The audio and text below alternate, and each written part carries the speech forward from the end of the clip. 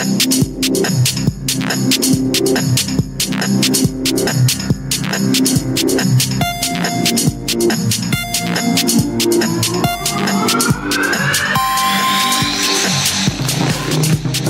to the One More Rep podcast, where we take it beyond the barbell. I am your host, Mo Dingo, and with me is Brody. What is up, bro? What's up, Mo?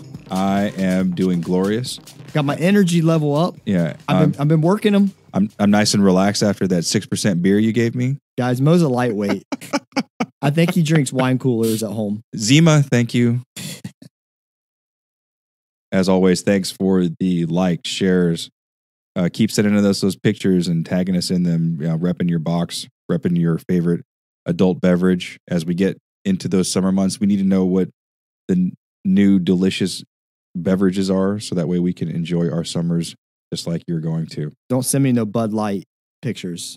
I'm serious. I'm sorry. Miller Light? Maybe? No, none of that stuff, man. We're high class here, It Mo. has to be at least $10 a 4-pack, or don't put it in the pictures. At least, right? At least. And don't forget to leave us a 5-star review on iTunes. Yeah, those always help. Leave us those reviews on iTunes, reviews on Facebook, and just, we really do appreciate all those. You guys don't understand how much that helps us in terms of our ranking. And it makes us feel really good about ourselves. Yes, because as you can tell, Bro and I have some self-esteem issues. I hate myself. We need to talk. But one of the things that sometimes people often hate themselves after is a competition. Because They can. they can, depending on how horrible the programming is, which, for the almost 4 years we've known each other, I've seen you subject some people to some pretty evilness. I have no sympathy for it. I don't.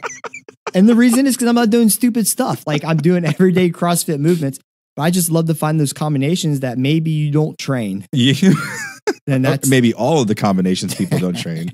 Yeah, people are like, well, I'm going for an hour and 20 or an hour and 30. Wait, no, hour and 45 minutes straight. I'm going to get tired. Yeah, but that's not it. Like, some of our stuff is very simple, but The manner in which it's all connected. absolutely. I think honestly, we've talked, you can do an AMRAP of really anything and it'll suck, Mhm. right? You can do an AMRAP of an empty barbell, and it'll put you on the floor. It will. It's your intensity factor. But I like finding those combinations that maybe people do those movements, but they don't really find that twist. I like finding twists on things that just something like a deadlift, jumping air squat, and a box jump combination. Those three little things. A lot of people don't train a jumping air squat. We don't do it often, but we found it. I don't know how the hell we found it, but we found it in just something I programmed. And it was I watched, that was the year we had Marcus Hendren, Juice Weaver was on a team. They just dominated, but it was awesome. Juice was crushed, and he was looking at Marcus Hendren because they were teamed up for that one. And Hendren running his ass into the floor. Yeah. Like, he was laying down and the workout's still going on while Hendren's working.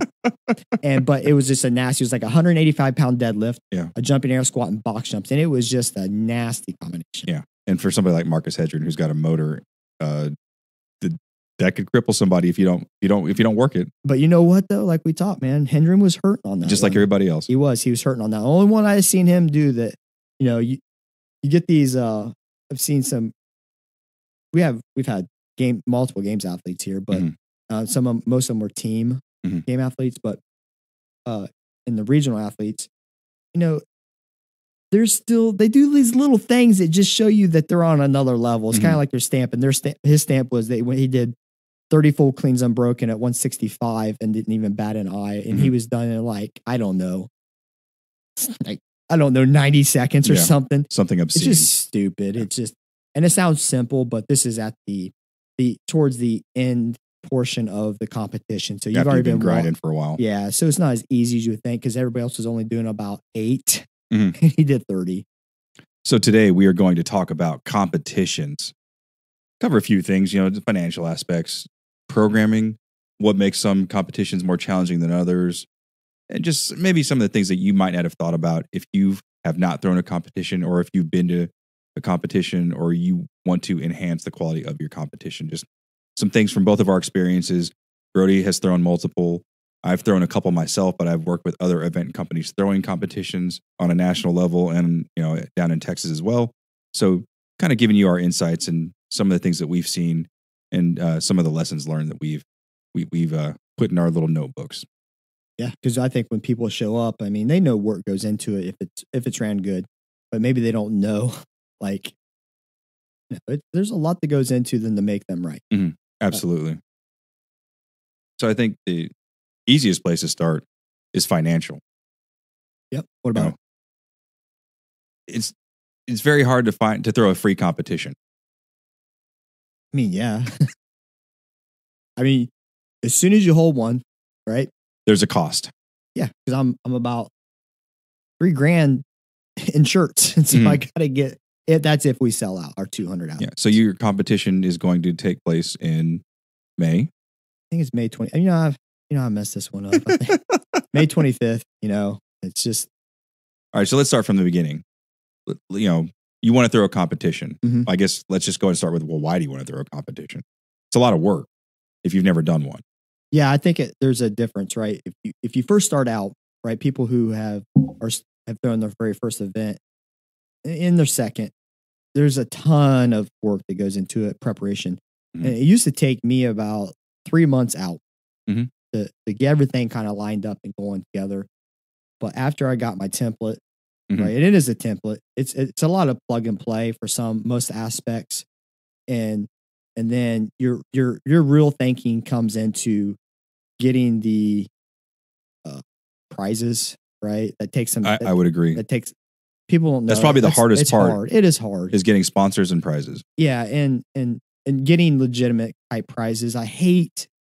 We do our best every time, but we don't have a consistent. Like it's not like, hey, I can call these guys up every single time and get a freaking order of what we have 3 podium finishers and RX and scaled. And so first, second, third RX and scaled, then you're talking 6 people per team, right? So talking 30, I gotta get prizes for 36 people, which is it's pretty tough to get something that's legitimate quality prizes. So and also equivocal to the price that they paid. Yeah, I don't know. That's if you pay $60, okay, say you pay $60 to compete, and that's probably where it's headed. We still try to keep ours at 55, but I'm starting to see 60, and this used to be 40, and it used to be 35. So it goes up, after year, and as the market changes as far as competition, whatever. I don't know. If I pay, and we compete a lot. We were just talking off the mic. We have a competition as a gym. We're competing every single weekend in June. So we're competing in April, May, June, July, August, September, and we'll compete in October as well. And then it kind of dies off. But I don't really. If I pay $50, $60, I don't care what the hell I'm going to win. Yeah, what I mean. I really don't. Is a t-shirt cool? Does it fit? Right. I'm just saying, like, is it some whack ass, horrible, made in a sweatshop, some dumb blend? Like, you gotta know what you like to wear, and if that's what you like to wear, you ask someone who has a little bit of style, form-fitting stuff. And is the logo cool? Is it real busy? Does it have like? I despise some of the stuff that I see with like. I hate cuss words on, and I cuss a little bit sometimes, a little bit. I'm trying to watch that because I don't want my mom busting me. But I hate stuff that has the derogatory, just this dumb. Because I want to wear this shirt out. Yeah, like Castro wears the dumbest shirts. Like it's anti-church or FU, and I'm like, it's just dumb. So I like that type of stuff. So if I pay the money, I'm not really worried about the prices. I want it to run on time. Okay. Yeah. I want the judging to be across the board. I want it to be consistent, right? I want to see when I get there that you actually had a judges meeting and that you had a standards meeting with your judges, and they are all on the same page on how to mark their score and how to, what's considered a rep or a no rep, right? That's important to me. And then having a fun event, challenge me. I don't care. You can make it, honestly, you can make it as hard as you want. That doesn't bother me. You can crush me. I don't care. Don't under challenge me, because now it's a waste of my day, right? Especially if they don't run it straight through like we do. If you're going to run in heats, right? And you say you have 3 or 4 events and you're running in heats, don't fall behind. And if you fall behind, you better make every effort to make it up, because honestly, that's my biggest turnoff next to bad judging is when you're supposed to be up in an hour and it's an hour and 45 minutes. Absolutely. Having that ability to stay on time, it's a challenge, but making an effort to continue to stay on time. That was a long answer. Mo asked me, we're talking about pricing, but that's what I don't expect much from the prizes. So I don't care. And don't give me a cash prize. I don't care. I don't care. And I compete, and we compete all the time. Is it cool? Yeah. We got a couple checks before. It's whatever, but I don't care about that. Give me a good event. Okay. Give me something in my bag that's not stupid. We talked about, we don't want nail files and clippers and dumb shit, right? Give me something legitimate, like that I can probably eat on the way home or on my way to Five Guys. Food always goes far. And just make it a fun event. And then I don't care how much I pay. Yeah. Going back to the why, is it a fundraiser? Are you doing it to raise money? Is it for a cause? Things like, because you do the one, to raise money for AEDs here. I do the one for breast cancer. Yeah. We're going to help out with one here shortly for juvenile diabetes. I'm very much about helping people for a cause. And if that's the case, I'm not really concerned about what my prize is. I'm there to support whatever it is they're trying to support. And I'll tell you what I appreciate about Skyfall's putting one on for juvenile diabetes, and Mo runs his for cancer. And what I appreciate, this is Skyfall's first competition as a gym alone. And what I appreciate is they're doing this as a donation for charity, but they're not doubling the fucking price. I'm serious. People do that. And I'm like, okay. I guess I've never paid attention to that. Right. They do that. And it's just stupid. Okay. I get it. You're trying to raise money, but that doesn't mean that you have to bleed me dry, because that's annoying. If you've made this commitment to make a donation to this cause, okay. But you have to be willing, and you have to be understanding that when that money starts rolling in, it's coming out of your pocket. Yeah. Absolutely. You've made the choice, and I'm supporting your choice, but don't charge me 25 to 50% more of what to try and make up for money that you're going to have to spend out of your pocket. Right. Because they're trying to say, well, we have a bottom line. Well, bro, that's part of this game. If you want to do it for that. And I appreciate about these two events coming up in June, that they're not, Moses, I think $100, so $50 a person. That's nothing. It's real. In my opinion, he could probably even go 60 and people wouldn't bat an eye, especially for a cause. But if he was to go like 80 or 90, can't do that. Yeah. You can. Yeah, I could. Absolutely. Be ready to not sell. And then, because even the way mine came about, they approached me. It's based off a rifle competition, and they just wanted to know if they could bring some other sources of entertainment or sport in. And I was like, yeah, I'll try. I was kind of new to the community here, so it was very challenging for me to get people to come and participate. But had to go walk and talk, shake people's hands, and look them in the eye and explain to them what I was doing, and got fair participation. But like you said, there was some money that came out of my pocket, and that was fine, because for me, it wasn't about just that first year. I was looking for 5 years down the road. Like, what can this become? And, sometimes you got to start things with some personal investment. Yeah. Just like with you, with your first competition, I'm sure, there were some pains there, whether it be financial or logistical or anything like that. So if you're going to throw a comp, be prepared to pay some sort of toll, whether it be time, money, sanity, sleep. There's going to be a cost associated with that. There is, and there's a cost in it. Most of the time, should be time and sleep. That's just the reality of it. I'm typically sick. I am legitimately sick. Going into a competition, especially this last year. Actually, I felt pretty good. I'm going to knock on wood, but I wasn't sick at any of our events, and usually I'm like hanging on by a thread, Mo, and how ours are very long days. And now that Mo's been our DJ and I'm on the mic, like my voice hurts. I got to get like chapstick in between, because my lips are chapped. It's just, I'm not even I don't even drink beer. I don't eat food. I'm chugging 2 gallons of water. Yeah. It's, no wonder I'm sick. Yeah, exactly. Right. So when we refer to cost, again, we're talking about, we talked about time and everything, but the financial piece, are you going to have shirts? You better have shirts. Yeah, if you're going to charge people, my hard line is probably $50 or more, then you probably need to have a shirt. I think that's an expectation of the CrossFit community and the competition scene. Try it. Try not having a shirt and watch the revolt happen before your eyes. Marketing. Are you going to spend money on marketing? You can do a lot through Facebook, Instagram, Twitter without paying any additional money, but understanding, is it worth paying for those boosts? Do you have that kind of reach? And we found out it doesn't work. It doesn't always work. And No. do people know who you are? First of all, I mean, I think there's more. I think it's a better investment to do those walk and talks like I did, going to meet owners, just going making some blind contact versus someone just seeing it on Facebook and maybe flipping through it. Resources. Do you have the resources to throw a comp? Do you have enough bars? Do you have enough plates? Do you have enough wall balls? I've been to comps where they didn't have enough equipment and they didn't realize it until the competition started. Can't do that. Can't do that. Yeah, and make sure your equipment's legit. I was just telling about a comp I did 2 years ago, and it was a clean ladder. And I think it was 5 bars. It ended at 265, but it was an AMRAP. You and your partner, each one was worth 1, 2, 3, 4, 5 points. Mm-hmm. And we get to our 265. Look, a bar didn't spin. You know how hard it is to do a clean when your bar doesn't spin at 265, right?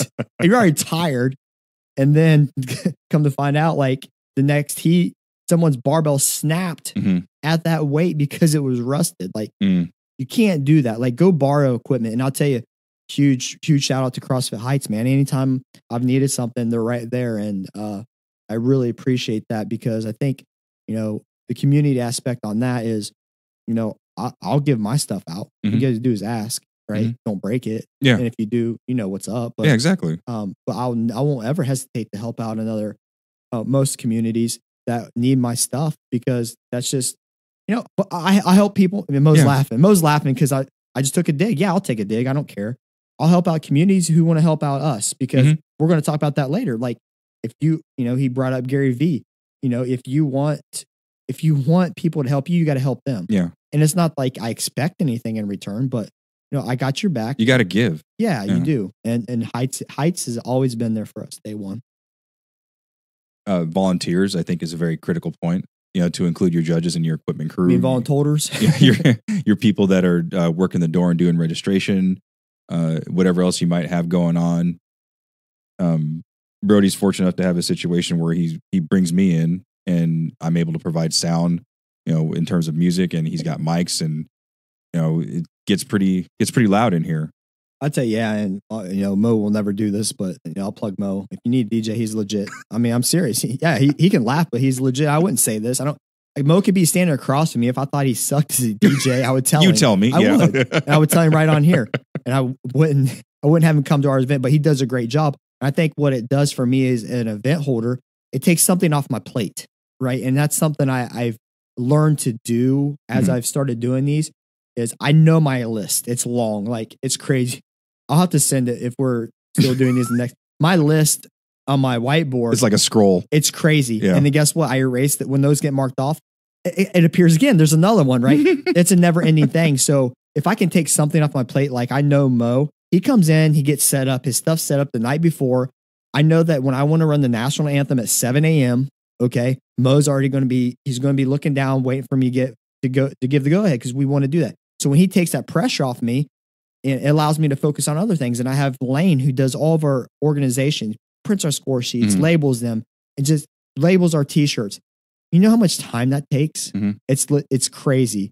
So that's more time I get to focus on making things run great. And it's been a hard transition for me, I'm the type of person, I want to do it all. Because I feel like you're responsible. Your name's on it. Not that I don't want to burden others that they want to help, and they say, well, I'll help you. What do you need? Oh, I got it. I'm got it. And all they want to do is take out the trash or clean up the bathroom or help me do They want to help this. support.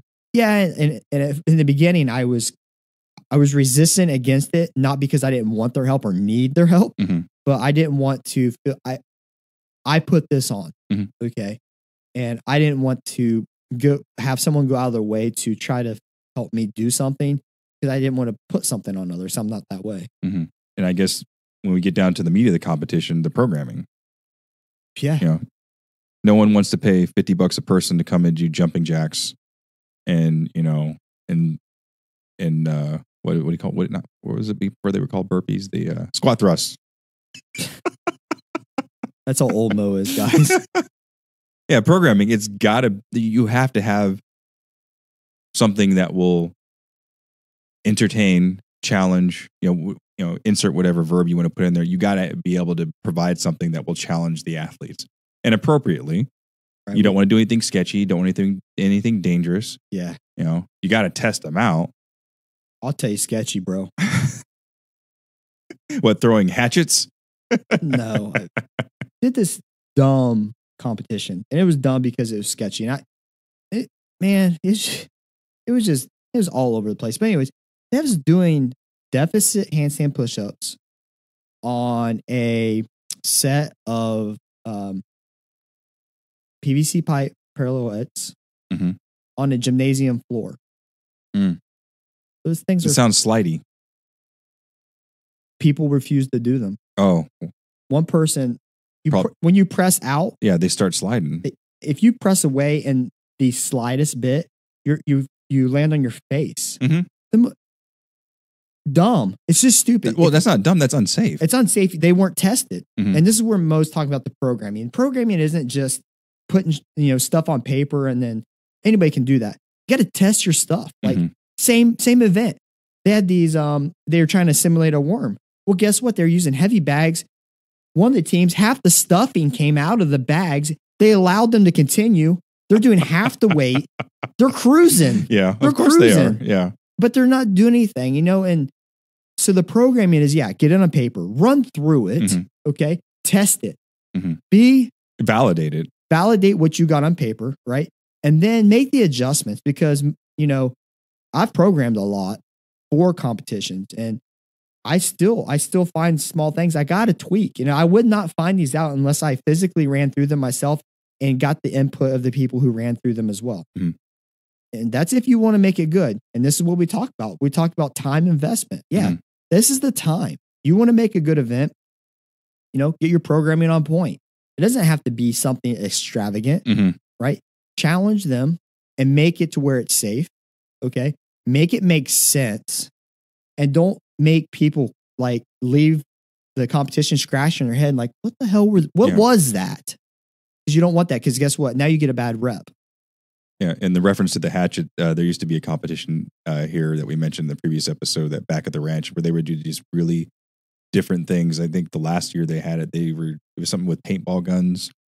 And then they did archery. Archery, throwing hatchets, just lots of crazy rustic stuff. And you know what? They were known for that. Yeah. That was their thing. Yeah. That was their thing. And that's nothing wrong with that, honestly. But that just seems like, man, if I'm sucking wind, the last thing you need to give me is a hatchet to throw. All right. So WOD 5 is hatchet catches for time. Partner 1 has apple on head. Partner number 2 throws hatchet at apple. And go.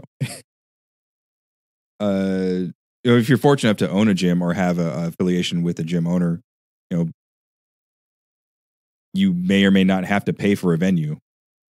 I'm lucky enough to where the venue I have mine, it is outdoors, it's out in a range, and the organization I work for, 3G Tactical, they take care of the range, they take care of the insurance, they give me the resources I need in terms of like a tent and all the other crazy stuff that I need out there.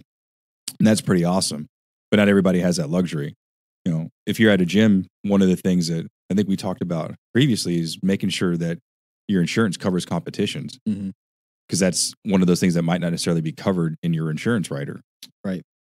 That's important. Yeah, that's very important. I mean, granted, we don't ever want to see anyone get injured. But again, like a handful of things that Bro and I have talked about, that's one of those things you need to have before you need it. Well, I'll tell you straight up, we did the last one at AKP Trinity. Our trainer, Jason, he literally warmed up for 10 minutes. It was a 3-rep max. He's warming up for a snatch, yeah. Yeah, power snatch, 3-rep max. And he hit that right prior. power snatched it 3 times. We had like a 3 or 4 minute rest going into the event. So he knew that, he's fresh, that he'd do that in the build. And caught it wrong. A power snatch, just caught it wrong. He's been CrossFitting for, 5 years. He moves good and ends up tearing his, I don't know if I told you, but yeah, he has 2 tears in his shoulder. So he's getting ready to have shoulder surgery. Oh, yeah. Yep. I didn't know that. Yeah. He's going to be out of commission. It's just a freak thing. Like he literally just hit this. It was not a max load. He had warmed up properly. Means. He is a great CrossFitter and just caught it weird and it landed weird and ended up getting 2 tears in his shoulder because it dislocated. And then we proceeded to do a 4-person event with 3 people, which was rough. I was dead. Yeah. So Chris Galvan out of Trinity Competitions in San Antonio, Texas. Yeah, you put a hurting on the team from CrossFit XS. Yeah, you want to make that a little rougher? Don't make it a 4-person. Program the same, make it a 3-person. It's tested. We talk about community and family and networking within our circles, within our respective areas where we live. One of the things that Bro and I routinely talk about is deconflicting your dates. When you try and schedule an event, making sure you look at the calendar. We're fortunate here to have Brandon Martell on TheFit United, the site that he runs, and he basically puts a calendar up and it's accessible. I think he covers, Dayton, Columbus, maybe parts of Cincinnati, even parts of Kentucky. I've even seen stuff from Indiana and West Virginia. So he does a very good job of getting a lot of reach in terms of our area. And it's a blessing to have that resource because you can, when I'm trying to plan my event, I have a little bit of control over it, but not much. But looking at that and knowing, okay, well, this is the date I have, let's plug it in there so that way people can start to get an idea of, when my comp is going to come around. It's only a resource if people use it. Well, that too. Just look, Mo is nice. I'm not. I'm serious. This is a problem. I love competitions. I think every gym, if you think you can hold a good event, hold the event. I'm completely cool with that. But do not, I can't express this enough. I don't even do this today. People who run competitions legitimately don't do this.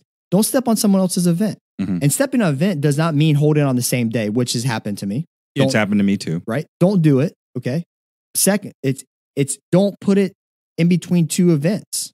Like if you have an event and you look at the calendar, which you should, if you want to use the resource that Brandon provides our community, mass communities. If there's an event first week of the month, okay, and an event the 3rd week of the month, just because that 2nd week is open, you shouldn't slide in there. Because here's what's going to happen. If you're in the same community, we talk about competing. We spend thousands of dollars as a gym each summer, spring to compete as a gym. We do a ton of competition. And it's because we want to support Mo. We want to support Skyfall. We want to support these other gyms. We hit the Columbus ones. Everybody who supports us, we go to Kentucky. Anybody who supports us, we're there for them. That's just how we're going to send their crew and we'll be there to support you. But don't step in the middle of an event. That's just the most disrespectful thing to do. And don't think that because you did it and no one says anything that no one's talking about it, because you just don't do that. In all honesty, I could have stepped into and had one on June 2nd. There's 3 events in June, right? This month. I think June 2nd is a Saturday. It's roughly whatever. The first weekend in June, I could have jumped into that. And then we had 3 events, boom, boom, boom, right after mine. I'm not going to do that. I'm not taking away from our community.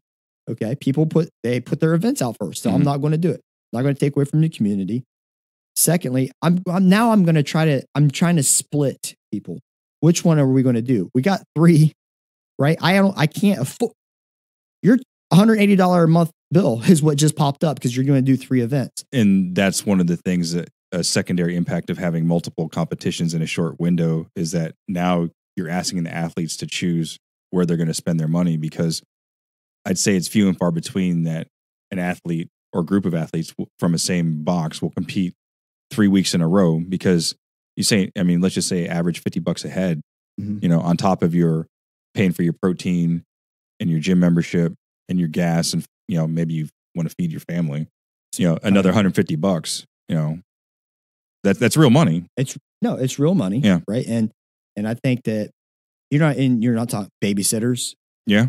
Yeah. Because some of us have families. right? Yeah. And or being away from your family 3 straight weekends all day on a Saturdays. Mhm. It's just, don't do it. Or it's just not, it's not right. It's creating challenges. It can create a rift. Yeah. Right. Don't do it. Just accept that these dates are already taken, and don't do it. Don't slide in on someone's competition. And I'm talking, it's hard, if you're talking, I try not to step on anything in Columbus. Mhm. Columbus supports our gyms all the time. You Mhm. get a lot of pull from Columbus. So I don't even try to step on there. So I'm watching the Columbus community. I'm watching the Dayton community. I'm watching, Tip City, up north, down south, whatever, everywhere. I'm trying to watch. I don't want to step on theirs. Mhm. But at the same time, you also got to respect events. And that's my opinion, right? I will never step on an event that has been running for 5 straight years Mhm. on that date every freaking year. Yeah. It's their date. And same thing for me. Like, I know I'm probably the newest comp in town, and I cap mine very low, 20 teams, because I'm not trying to get 50 or 100 teams. Well, one, I don't have the resource to facilitate that. And two, it's unnecessary. I just don't need to do that. Yeah. Don't do it, please. That was me kind of being nice. And then, and going back to what we were just talking about there, as far as the support piece, if you want people to participate in your events, you have to participate in their events. I mean, there are some times where it just doesn't work out. You can't send maybe as many teams, but you better send somebody. Doing that, your diligence, to at least send a team. I think routinely here, I very rarely see at your competitions a gym that sends only one team, unless it's a very small gym. Right. For the most part, they're having, no less than 2 teams, I think, for the most part, if we go back historically and look at all your registration. And that's because you support their gyms with multiple teams. You had multiple teams at the Arnold. That's 12 athletes right there. Yeah. Like the whole Gary V analogy we gave earlier, give, take, by giving your support, giving money, and just showing that you care about their competitions, they're in turn going to support your competition.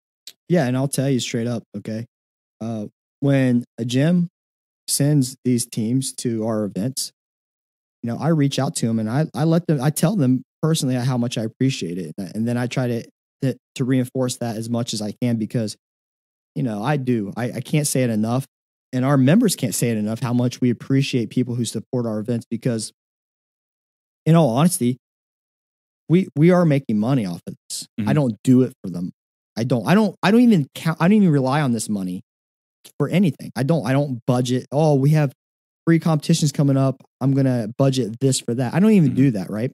Because I don't know what we're going to sell. I don't know how I kind of think we know how, but that money, it literally gets right back into our gym. I think the last one, I took $50 and I bought an Xbox game.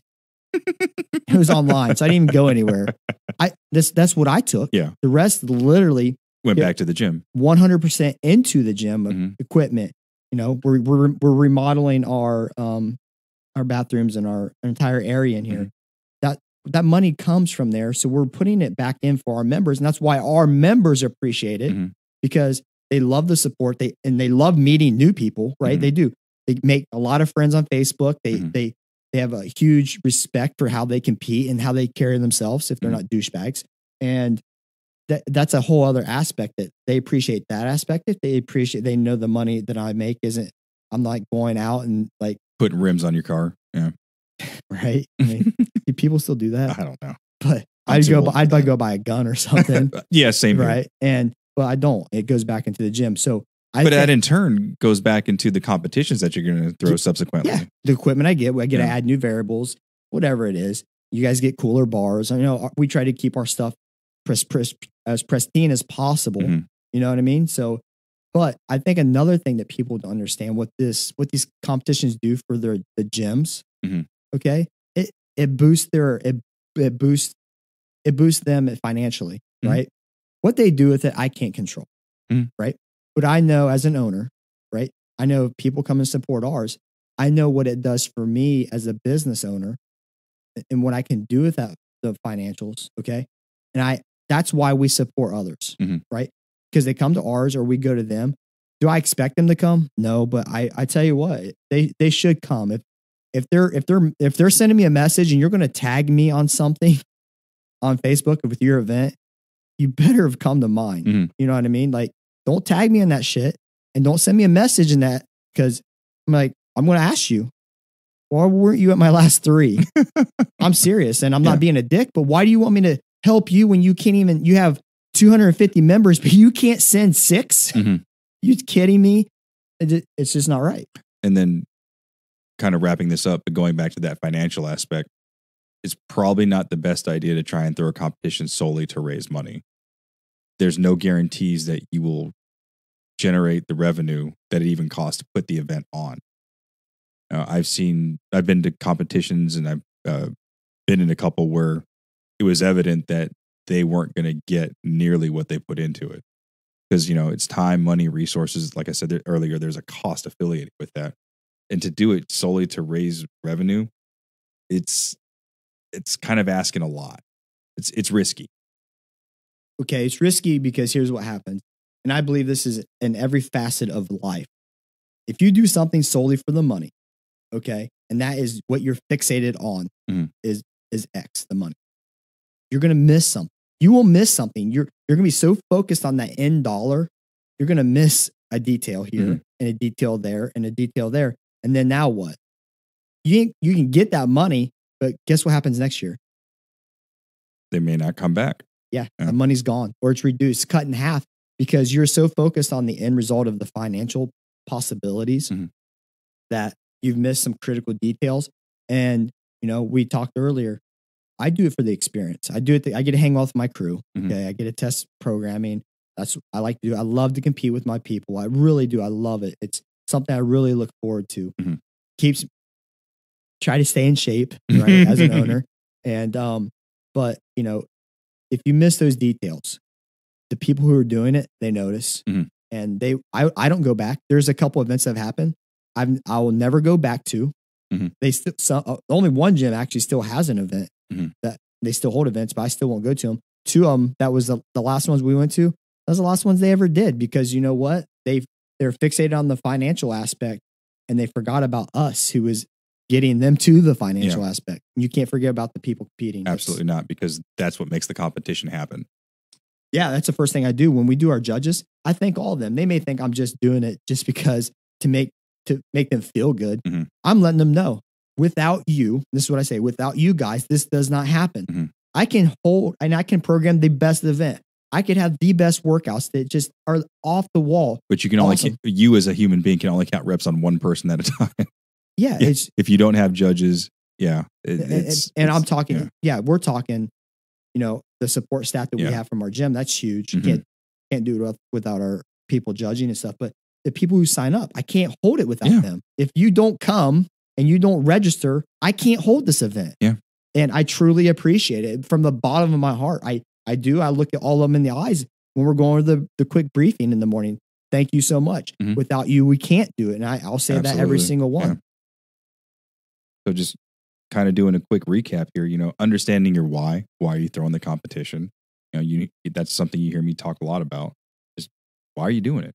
Understanding the financial aspects of it and the programming, make sure it's safe, but also making sure you're providing quality test of those athletes. And lastly, that sense of community and support. Right. If you're not supporting your local family, you might not sell out.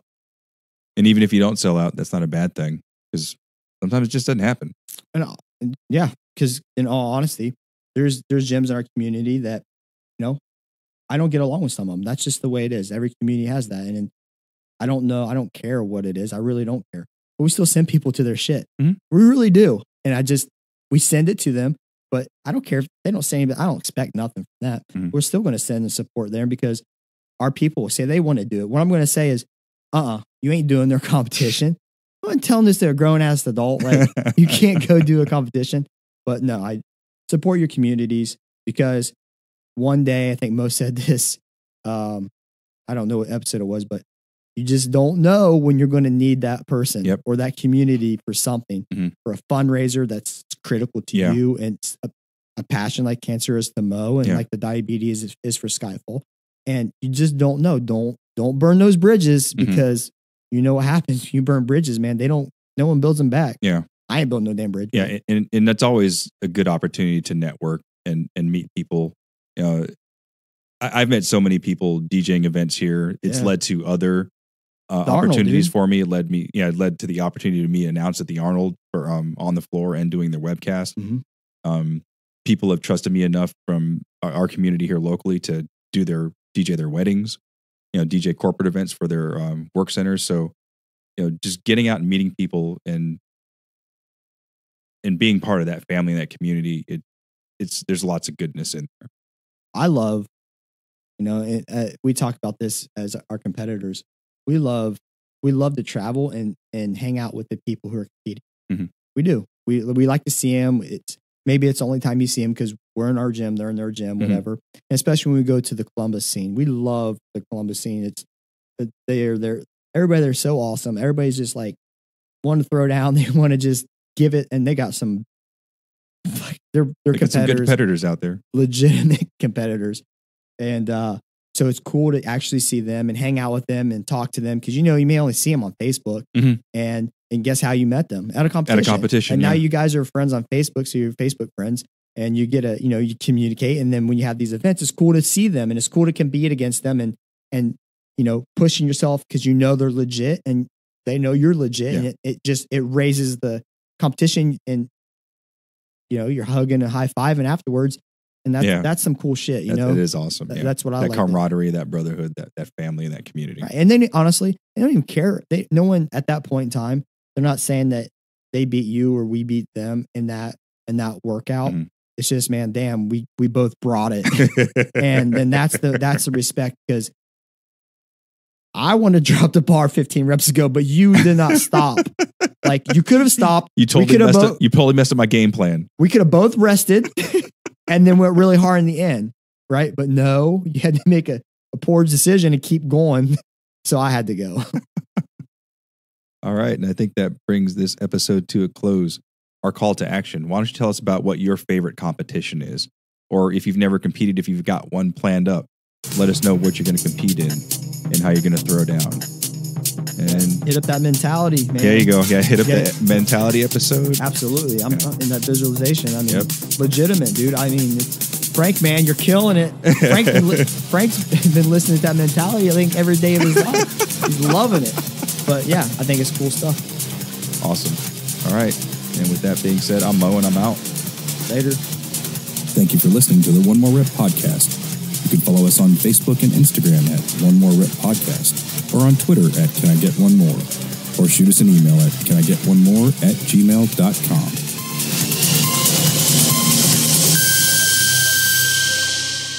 Yeah, I think the last word you used was community. Yeah. Do they want to protect that? Okay, because you don't have to be passive aggressive. You don't have to be like in your face with everything that, I'm a problem solver, so I bring problems to you so we can solve them. I don't do it to be a dick most of the time. Sometimes I am just being a dick, but you've earned that when I flip that switch. So moving on. So if you really care about your community, what you're going to do, I'm sorry. Fucking shit. You gotta stop laughing. I can look away from Mo, but when I look left and you're laughing, I'm like, I gotta look right. All right.